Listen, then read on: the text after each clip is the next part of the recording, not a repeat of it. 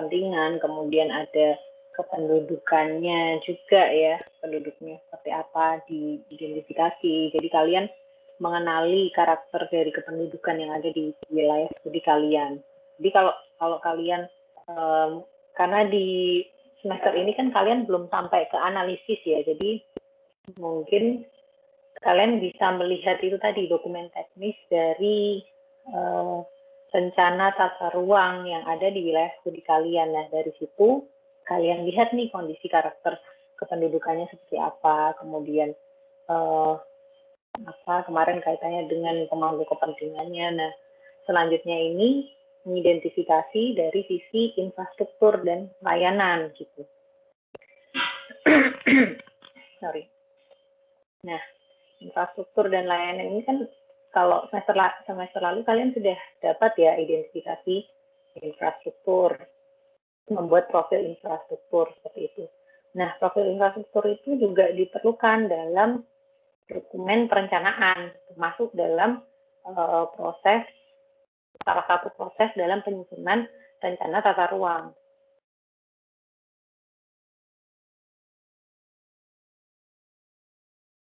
Oke, ini terlihat ya slide saya.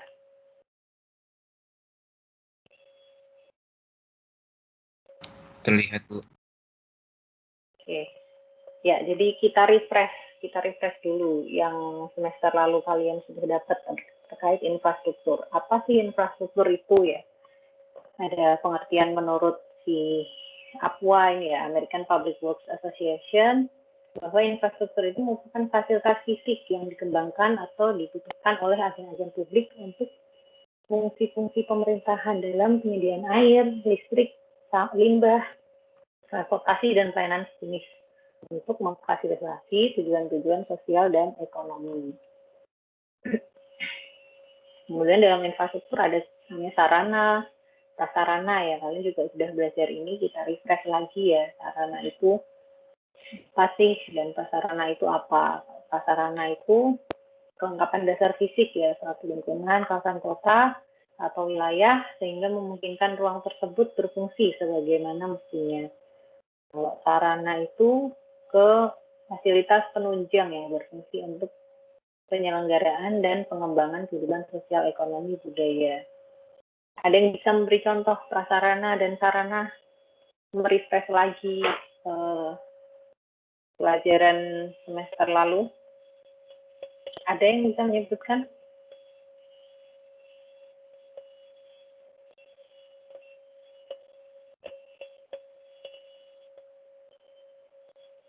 Ada?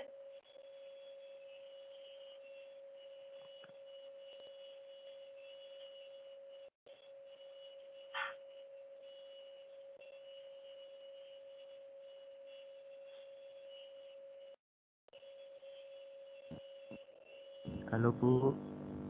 Ya. Salah satu contoh sarana prasarana yaitu jalan, terminal, musola gitu ya Bu. Iya, jalan itu apa? Terminal itu masuknya mana? Mana yang sarana, mana yang prasarana? Kalau jalan itu sarana, kalau jalan itu prasarana. Terus kalau terminal itu prasarana, sarana Bu. Gimana? Kalau jalan prasarana, kalau masjid musola itu prasarana. Kembali Prasarana, sarana. Ya, jalan itu prasarana, kalau musola, masjid, terminal itu sarana. Sarana. Ada yang mau menambahkan? Yang lain?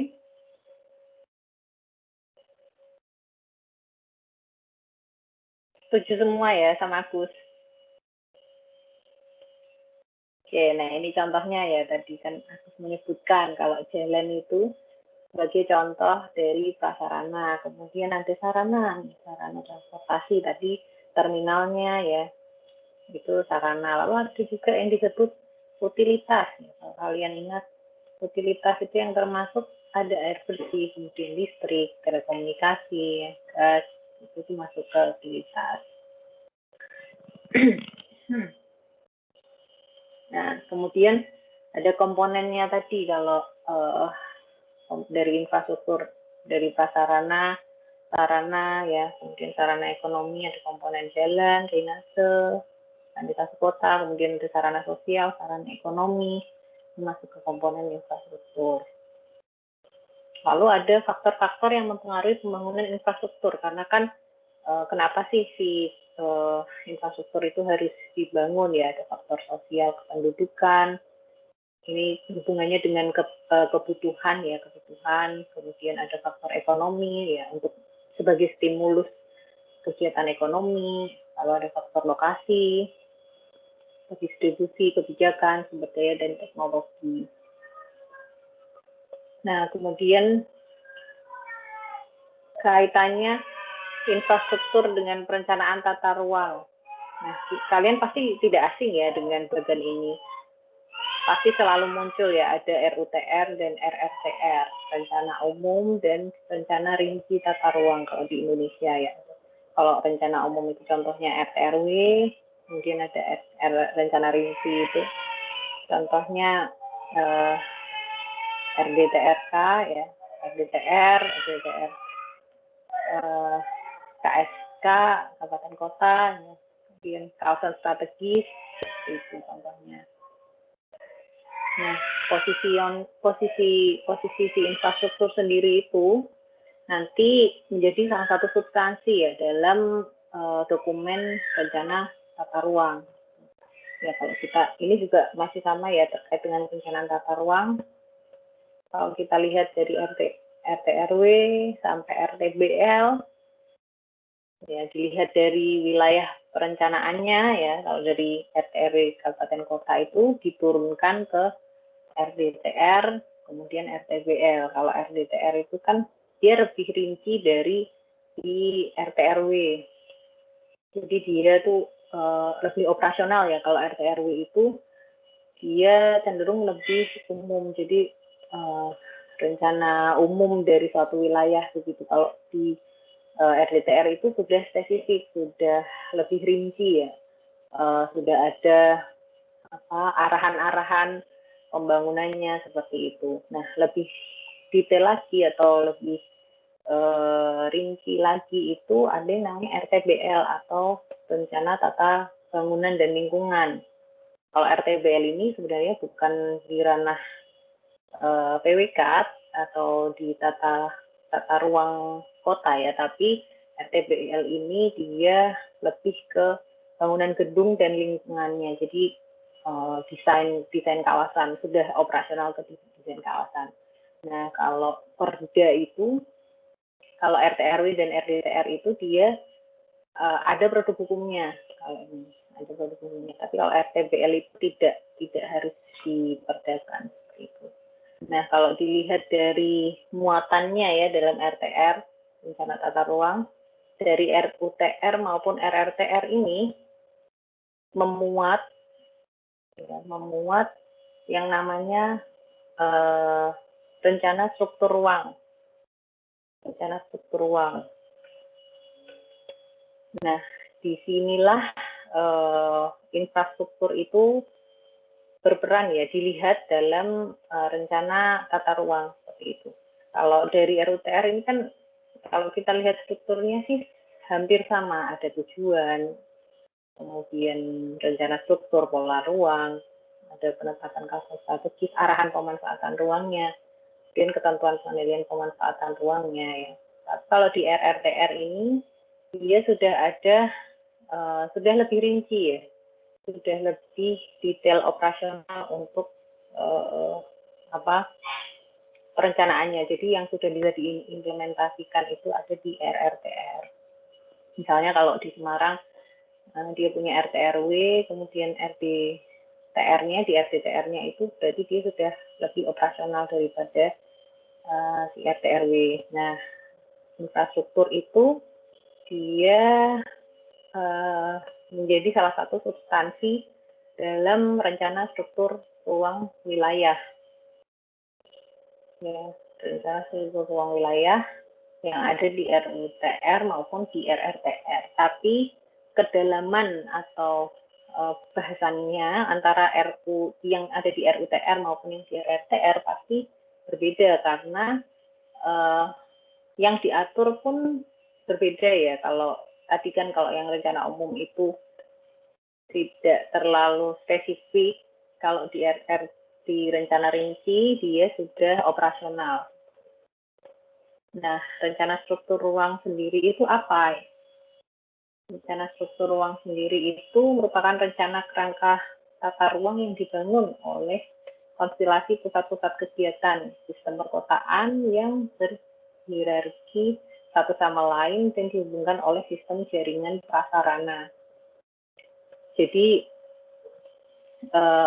rencana struktur ruang ini dilihat ya dalam rencana tata ruang itu untuk melihat bagaimana sih kaitannya pusat-pusat kegiatan atau sistem perkotaan yang ada di suatu wilayah ya. Jadi kalau kita merencanakan kan kita harus melihat lokasi juga ya. Jadi melihat kondisi keterkaitannya dengan wilayah lain yang tetap harus melihat itu.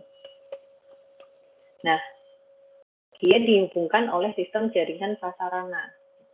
Sistem jaringan prasarana sendiri ini ya merupakan rencana sistem jaringan prasarana wilayah merupakan rencana pengembangan sistem jaringan dan prasarana untuk mengintegrasikan pusat kegiatan atau kawasan perkotaan dan melayani kebutuhan pelayanan dan pergerakan dalam wilayah yang mencakup ada jaringan transportasi yang dilengkapi dengan jaringan telekomunikasi, energi, sumber daya, ya sumber daya air dan jaringan lainnya itu. Jadi yang prasarananya ya tadi prasarananya itu diatur dalam struktur rencana struktur ruang. Nah, kalau kita lihat di sini, ini adalah tahapan dalam proses penyusunan rencana detail tata ruang dan peraturan zonasi. Jadi proses dalam penyusunan RDTR ya, itu ada tahapan persiapan, kemudian secara garis besar ya, ini ada 5, persiapan, pengumpulan data dan informasi, pengolahan dan analisis data, perumusan konsep, kemudian yang terakhir tahapan penyusunan dan pembahasan raperda ya, karena tadi kan kalau RT/RW dan RDTR itu diperdakan ya, dia punya kekuatan hukum, jadi itu. Nah, di proses-proses ini penyusunan tadi ya terkait dengan infrastruktur ya, rencana struktur ruang ini masuk ke dalam hasil kegiatan yang dihasilkan oleh RDTR. Kalau untuk RT/RW prosesnya hampir sama, tapi ada beberapa hal yang berbeda. Kalau ini saya ambil contoh untuk penyusunan RDTR. Rencana struktur ruang ini masuk sebagai salah satu hasil kegiatan ya, hasil kegiatan dari perumusan konsep RDTR. Nah, dia dari mana kita bisa melihat rencana struktural ini? Ya, kita lihat dari data-datanya, dari tahapan pengumpulan data ini. Ya, di sini ada data-data yang dibutuhkan, yaitu ada macam-macam ya, ada data primer, kemudian data sekundernya, lalu dianalisis dulu. Tadi ada analisisnya, kalau yang berkaitan dengan struktur ruang, ya ada analisis transportasi, ini untuk melihat tadi ya konstelasi, kemudian jaringan infrastruktur yang ada di wilayah tersebut, baru nanti muncul konsep RDTR-nya seperti itu. Nah, kalau terkait data-datanya mungkin secara detail nanti di mata kuliah data perencanaan ya, karena di data perencanaan itu dijelaskan data-data apa yang dibutuhkan pada proses-proses perencanaan. Tapi di sini proses secara garis besarnya seperti itu. Nah, kemudian tadi kan struktur ruang ini tadi salah satunya adalah di jaringan transportasi. Ya, jadi apa saja sih yang dimunculkan ya, muatannya apa saja sih yang ada di rencana jaringan transportasi. Nah, yang ada di rencana jaringan transportasi ini saya ambil contoh dari substansi RDTR kota ya. Misalnya RDTR kota Salatiga ya tadi ada, misalnya Salatiga ya. Nah, di sana itu harus memuat ya jaringan jalan dan jaringan kereta api seperti apa kondisinya. Ya, ini juga sesuai dengan yang termuat dalam RT/RW kota ya. Jadi harus terkait karena kan RT/RW kan tadi adalah yang umumnya dulu baru masuk ke yang rinci seperti itu. Kemudian ada jaringan jalan lingkungan primer dan lingkungan sekunder. Ini juga harus ada di situ. Lalu ada jalur berjalan kakinya, jalur sepeda juga ada, dan jaringan jalan lainnya meliputi jaringan masuk dan keluar terminal barang, kemudian jaringan jalan moda transportasi umum, lalu jalan masuk dan keluar parkir. Nah, itu harus tergambar di RDTR kota. Nah, ini tentunya kalau RT/RW berbeda lagi ya, muatannya tidak seperti ini. Dia tidak sampai detail ke jalan masuk keluar parkir, itu tidak tergambar di RT/RW karena kita lihat dari skala petanya pun sangat berbeda ya antara RT/RW dengan RDTR. Kalau RT/RW itu skalanya kecil, nah, kalau RDTR sudah detail, skalanya sudah skala besar. Gitu. Nah, ini substansi yang harus ada di RDTR tadi. Nah, kalau kalian misalnya sudah memiliki dokumen perencanaan ya, misalnya RT/RW atau RDTR di wilayah studi kalian, nanti kalian bisa cek ya di situ sudah termuat belum sih muatan ini sudah ada belum sih di dalam dokumen rencana yang kalian lihat itu. Misalnya kalau sudah ada, kalian gali, oh mana sih yang sudah ada, kemudian apakah ada yang belum termuat ternyata, atau ternyata kalian menemukan yang tidak ada di dokumen tersebut justru. Jadi seharusnya ada di dokumen tersebut, tapi di sana tidak ada, kalian bisa masukkan gitu di laporan kalian, dan itu bisa jadi temuan juga, maksudnya bisa jadi pembelajaran ya untuk kalian bahwa kenapa sih kok ini tidak dimasukkan dan kenapa kok yang dimasukkan hanya ini, seperti itu. Nah, ini nanti kalian bisa bandingkan ya untuk wilayah studi kalian. Makanya sebisa mungkin kalian mendapatkan dokumen teknisnya gitu, agar kalian bisa lihat seperti apa sih yang sudah direncanakan ya gitu. Nah, kemudian kalau tadi jaringan transportasi ya, yang kedua itu sarana umum dan sosial. Nah, kalau sarana umum dan sosial ini kaitannya dengan pelayanan kesejahteraan sosial ya untuk di wilayah studi. Jadi kondisi existing pelayanan kesejahteraan sosial di wilayah studi itu seperti apa sih? Jadi karakternya itu seperti apa sih? Kalau kemarin kalian sudah mengidentifikasi ya di mata kuliah semester lalu sudah mencoba mengidentifikasi ya kurang lebih seperti itu yang diidentifikasi untuk sarana pelayanan kesejahteraan sosial. Tapi kalau untuk di dokumen tata ruang itu dianalisis lebih lanjut gitu. Jadi tidak hanya kalian membuat profil seperti di semester lalu, tapi juga kalian ada proses analisis apa sih yang harus dianalisis dari situ ya. Yang dianalisis itu ya, kalau ini sebelum sampai itu ya, itu penyediaan infrastruktur dulu ini untuk sarana umum dan sosial itu fungsinya adalah untuk menunjang kegiatan produksi, kemudian mengurangi kesenjangan antar kota dan wilayah sekitar, lalu meningkatkan mutu kesehatan, misalnya untuk sarana kesehatan, kemudian menciptakan kondisi berkelanjutan dan pemenuhan kebutuhan dasar manusia. Ya, ini fungsi-fungsi dasar ya untuk sarana umum dan sosial. Ini kalian juga sudah dapat sebelumnya. Nah, tadi kaitannya dengan sarana umum dan sosial tadi, tidak hanya dipetakan kondisinya ya, tapi kalau kemarin kan kalian memprofilkan ya, melihat seperti apa sih di sana gitu.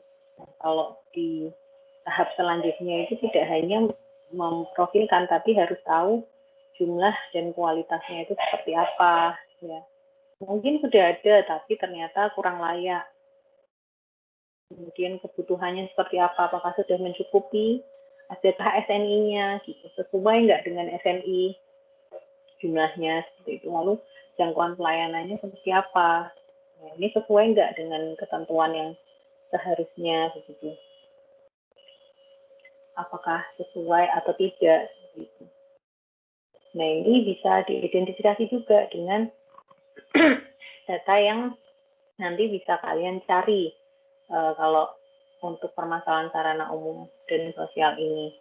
Ini tergantung wilayah studi masing-masing ya, jadi tidak sama antara misal Kota Salatiga dengan tadi Magelang ya, dengan Magelang. Mungkin akan berbeda karena kebutuhannya juga di masing-masing wilayah itu pasti akan berbeda. Kalau kita lihat di Salatiga itu, Kota Salatiga kan dia kotanya kecil ya, tapi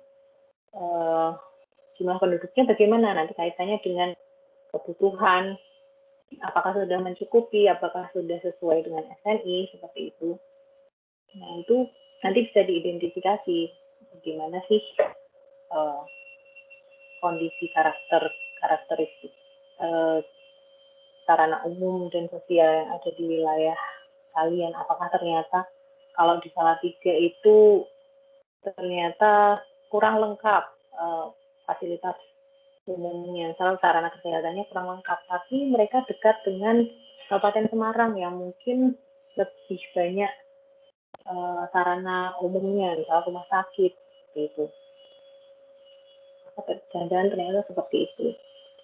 Jadi kalau dilihat dari jangkauan rumah sakit, ternyata dia masih masuk ke jangkauannya Kabupaten Semarang contohnya.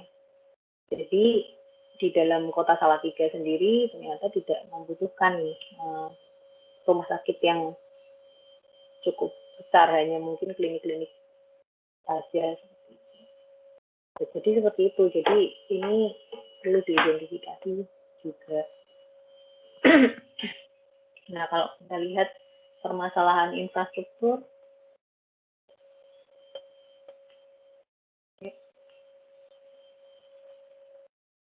nah ini memberikan sedikit gambaran ya, kalau kalian mengidentifikasi infrastruktur nantinya, kemudian mencari masalah yang ada di infrastruktur tersebut bisa dilihat dari misalnya dari kesenjangan supply demand-nya antara kebutuhan dengan penyediaannya itu seperti apa. Kemudian bisa dilihat dari kualitasnya ya. Bisa dilihat dari kualitasnya, apakah memadai atau kurang memadai gitu. Dan dilihat dari keterikatan batas administrasi gitu, apakah pelayanannya tadi ya yang saya bilang di Kota Salatiga contohnya misalnya ternyata tidak ada rumah sakit yang besar nih, tapi dia ternyata masih masuk jangkauan pelayanan dari Kabupaten Semarang.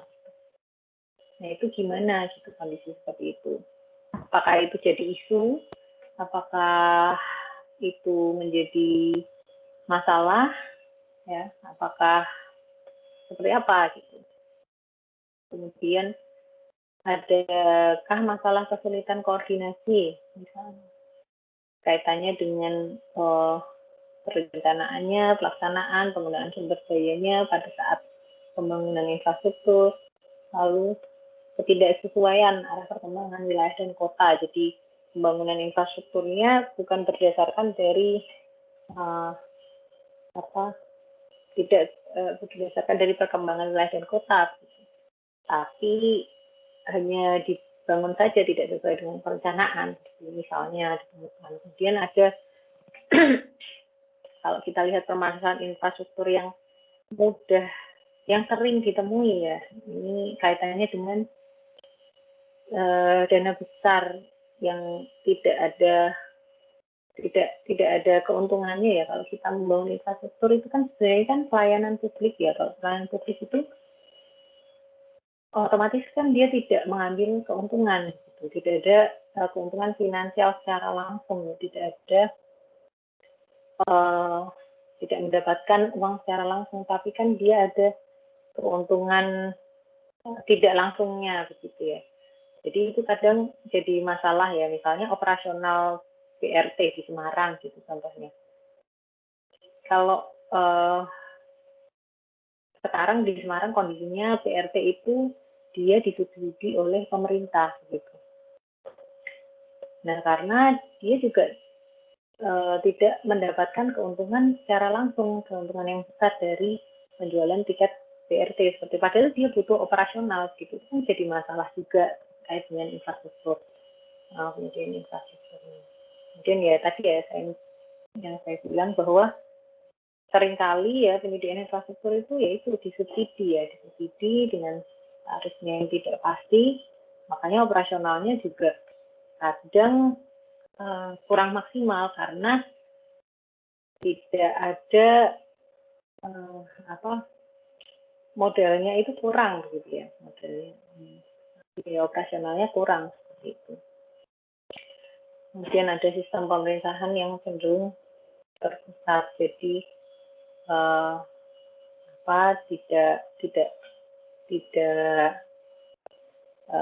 tidak ada pembagian kekuasaan ya di daerah, jadi masih terpusat di pusat-pusat kota kemudian dan lain-lain seperti itu. Nah, lalu bagaimana kondisi infrastruktur di wilayah studi kalian?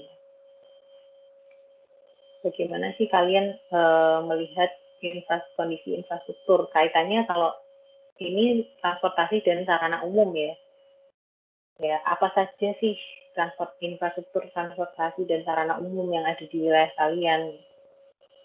Misalnya tadi transportasinya kalau ada kereta, kemudian ada bis, mungkin ada pesawat, mungkin transportasinya apa saja. Kemudian ada sarana umumnya apa saja sih? Lalu bagaimana sih kondisinya? Mungkin sudah adakah dokumen perencanaannya? Kalau tadi kan kalian sudah menemukan dokumen tata ruangnya ya. Jadi kan di dokumen tata ruang itu sudah disebutkan belum sih itu si infrastruktur transportasi dan sarana umum ini sudah disinggung belum? Seperti itu. Kalau sudah, apakah dia sudah punya dokumen perencanaan? Maksudnya dokumen perencanaan ini kaitannya dengan infrastruktur ya, misalnya transportasi, apakah dia punya dokumen perencanaan terkait transportasi begitu untuk mengimplementasikan kaitannya dengan tata ruangnya. Ini kalian bisa cek dari RPJM ya misalnya. Dari RPJM-nya, apakah dia sudah inline atau sudah terkait ya dengan tata ruang. Apakah sudah jalan dengan tata ruang seperti itu. Biasanya sih kalau di Indonesia itu dokumen tata ruang ini kurang match atau kurang sinkron dengan RPJM ya. Jadi seharusnya idealnya itu dokumen RPJM itu mengacu pada tata ruang, tapi pada kenyataannya di Indonesia implementasinya banyak sekali RPJM itu kurang mengacu pada dokumen tata ruang, pada dokumen tata ruangnya ada. Nah, sebenarnya itu bukan karena mungkin mereka itu tidak tidak mengacu dokumen tata ruang ya, tapi mungkin dokumen tata ruangnya itu kurang operasional begitu.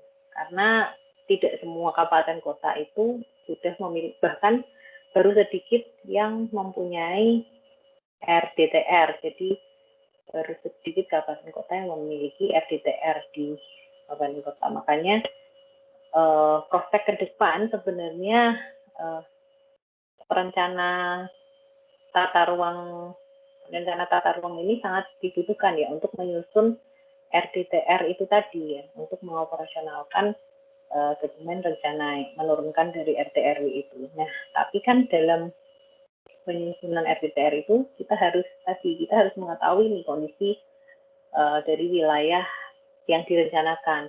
Kita harus benar-benar tahu kondisi wilayah yang direncanakan itu. Jangan sampai kok kita merencanakan sesuatu yang ternyata bukan potensi yang ada di wilayah studi atau wilayah perencanaan kita. Misalnya kalau sekarang ya sedang maraknya digalakkan pariwisata gitu. Nah, padahal sebenarnya wilayah tersebut potensi wisatanya itu lebih kecil daripada potensi yang lain. Contohnya dia mungkin lebih besar potensi di bidang industri kecil, tapi dia dipaksakan untuk menjadi wilayah yang mempunyai potensi wisata seperti itu. Nah, hal-hal tersebut seharusnya itu idealnya tidak bisa dipaksakan seperti itu. Kita harus melihat kondisi wilayah masing-masing dulu sebelum merencanakan itu tadi. Makanya perlu ada identifikasi dari berbagai sektor, tidak hanya dari fisik maupun non fisiknya seperti itu. Nah, sekarang coba mungkin kalian identifikasi dulu untuk infrastruktur di wilayah studi kalian masing-masing. Kalau kalian sudah punya dokumen rencana tata ruangnya, misal tadi RT/RW sudah ada atau ada yang punya RDTR di wilayah studi kalian bisa tengok di situ apakah sudah ada sih kondisi infrastruktur yang ada di wilayah kalian. Itu nanti kalian lihat di situ. Kemudian kalian cek juga dokumen data-data sekunder yang lain, misalnya tadi data dari BPS, kemudian BPS itu bukan hanya dalam angka ya, tapi data-data yang lain. Kalau sarana umum dan sosial itu di BPS juga ada dokumen publikasi yang lainnya selain dalam angka seperti itu juga bisa dicek. Oke ya, ada yang ditanyakan sampai sini? Ditanyakan dulu.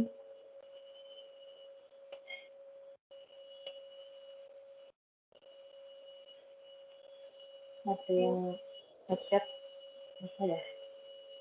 Oh, izin ke toilet.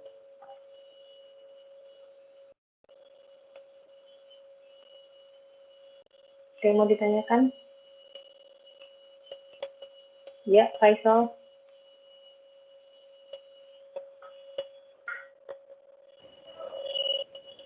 Halo, Bu. Ya.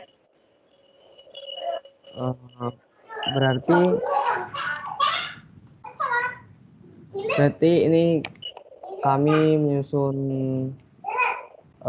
infrastrukturnya yang ada di wilayah studi, terus Identifikasi. Ya, Bu, mengidentifikasi itu, terus kondisinya mungkin ada yang tidak tahu, Bu, karena tidak tahu langsung bagaimana itu, gimana, Bu? Maksudnya, kalian tidak survei data primer, kalian nggak informasi.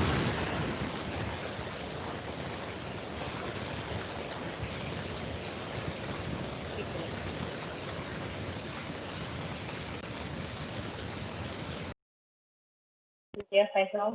Ya, maksudnya gitu, karena kalian tidak observasi.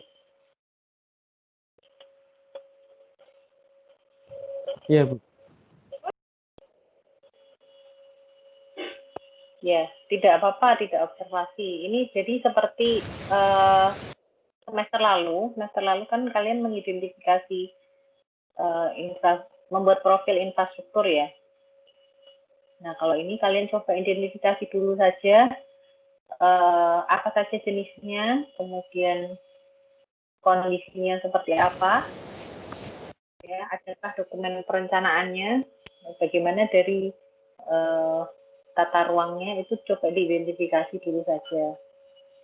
Nah, kalian bisa lihat, makanya itu saya minta kalian mencari dokumen teknisnya dulu ya, dokumen teknisnya dari rencana tata ruang yang sudah kalian dapatkan itu, misalnya RT RW ya berarti kalian cari dokumen teknisnya yang untuk RT RW itu. Gitu. Nah di situ pasti sudah ada untuk kondisi existing dari wilayah studi kalian di dokumen teknis tersebut. Jadi kalian bisa lihat di situ, lalu kalian cek juga di data sekundernya. Ya, data sekundernya itu kalian dapat dari tadi data, misal dari BPS, kondisi existingnya seperti apa.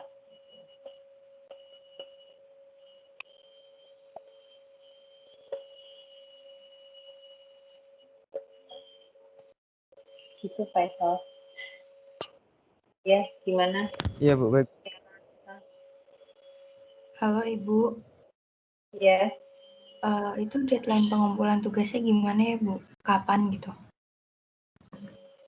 ini nanti kalian kerjakan, tidak perlu dilaporan dulu, tidak apa-apa, bentuknya PPT saja, jadi menggambarkan saja kondisi existing dari infrastruktur transportasi dan sarana umum ya, dua ini ya, transportasi dan sarana umum di wilayah studi kalian.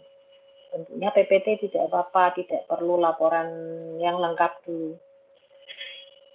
Ini nanti kita update di pertemuan selanjutnya. Jadi kan ini pertemuan 5 dan 6 ini saya, kemudian nanti Bu Reni masuk di pertemuan ke-7. Jadi minggu depan ini masih pertemuan dengan saya. Jadi kita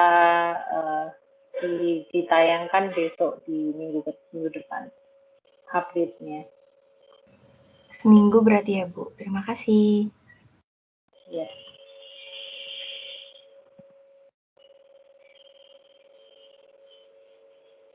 Oke, ada pertanyaan lagi?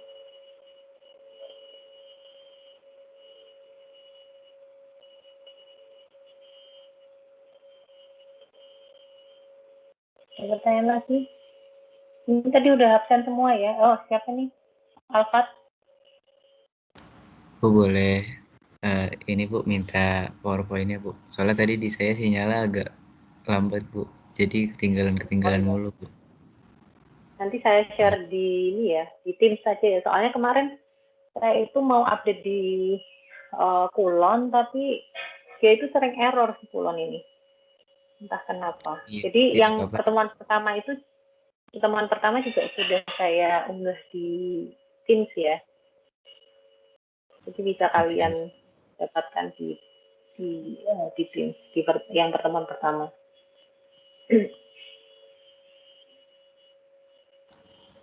Oke Bu, terima kasih Bu. Ya. Oke, ada pertanyaan lagi? Sudah absen semua tadi?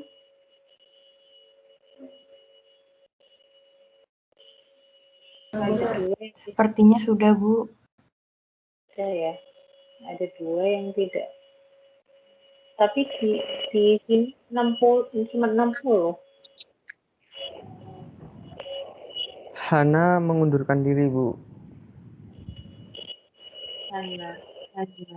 Hana Sofi Anissa. Hana Sofian di sana. Iya, sama Adi Arif, Bu. Adi Arif. Iya, Bu.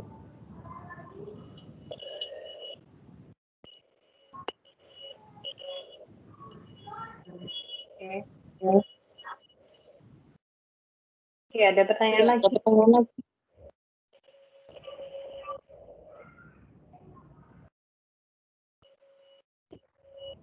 Faisal sudah punya kontrak pembelajaran ya? Sudah, Bu. Sudah. Itu saya juga sudah unggah di tim, jadi nanti bisa download di situ. Karena yang di pertemuan setelah UTS itu yang kontrak sebelumnya ada pertemuan dengan saya, tapi diganti, yang pertemuan saya itu diganti putih-putih, jadi setelah UTS sudah tidak ada pertemuan dengan saya. Nanti mungkin dicek lagi aja kontrak kuliahnya yang terbaru itu yang saya unggah di tim. Oh iya, Bu, baik, Bu. Di general ya, di umum. Di pertemuan 1. Kan ada channelnya kan itu. Iya. Ya. Oke, ada pertanyaan lagi?